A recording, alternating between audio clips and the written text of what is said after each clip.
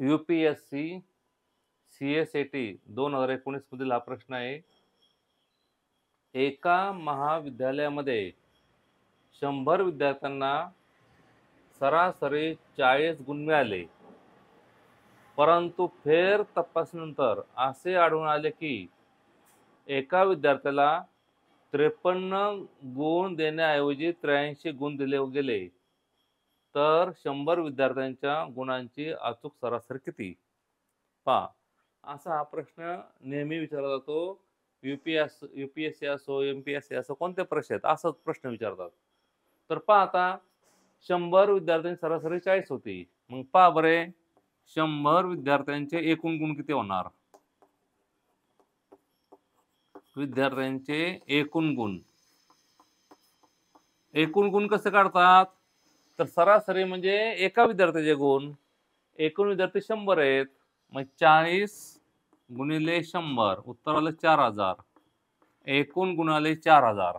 पहा, म्हणजे 100 विद्यार्थ्यांचे एकूण गुण 40 गुणिले 100 किती आले? 4000 आले.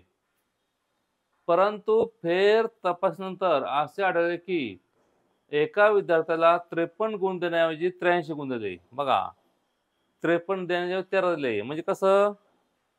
53 आहे, 83 आहे. म्हणजे लिहिताना त्यांनी चुकून काय केलं? 53 लिहिले पाहिजे होते, पण त्याच्याऐवजी 83 लिहिले गेले. तर खरे गुण किती सरासरी आहेत? पहिले किती होते? 40 होते. 53 गुण देण्याऐवजी 83 गुण दिले गेले. म्हणजे खरे गुण कोणते आहेत?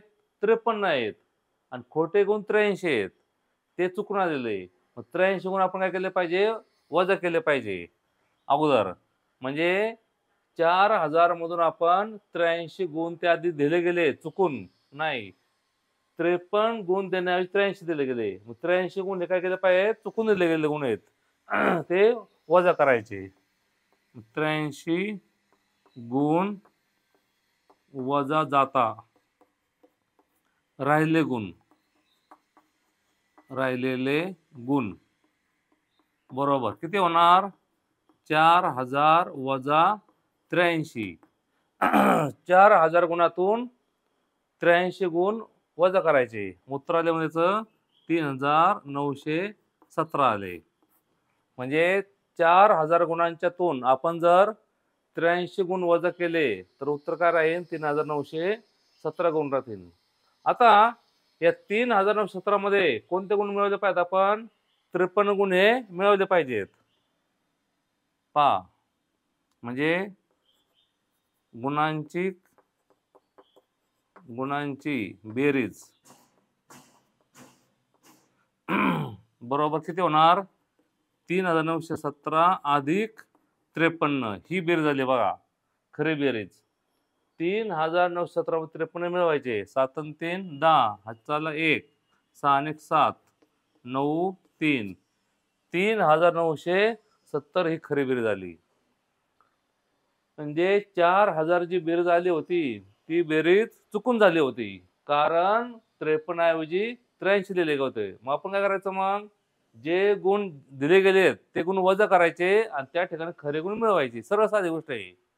म्हणजे जे गुण दिले ते वजा करायचे आणि त्या जागी खरोखरचे गुण देऊन टाकायचे. उत्तर काय आलं? मग 3917 आलं. मग आता खरी सरासरी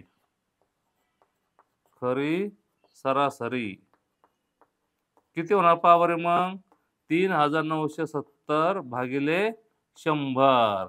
2 घरी गेली, 39.70.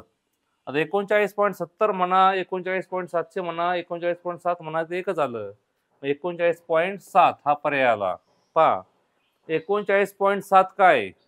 39.70 काय? 39.700 काय? 39.7000 काय? सर्वांची किंमत एकच असते.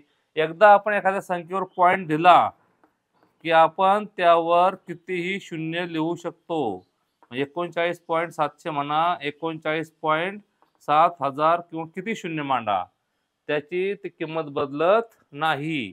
त्यामुळे पर्यायाला 39.7 म्हणजे त्या 53च्या ऐवजी 83 गुण दिले गेल्यामुळे त्यांची टक्केवारी 39.7 होण्याच्या ऐवजी 40 त्यांची सरासरी झाली होती. म्हणजे सरासरी थोडीशी वाढलेली होती. 39.7 आहे. ते खरी कोणती झाली होती? 40 झाली होती आणि खरी 39.7 होती.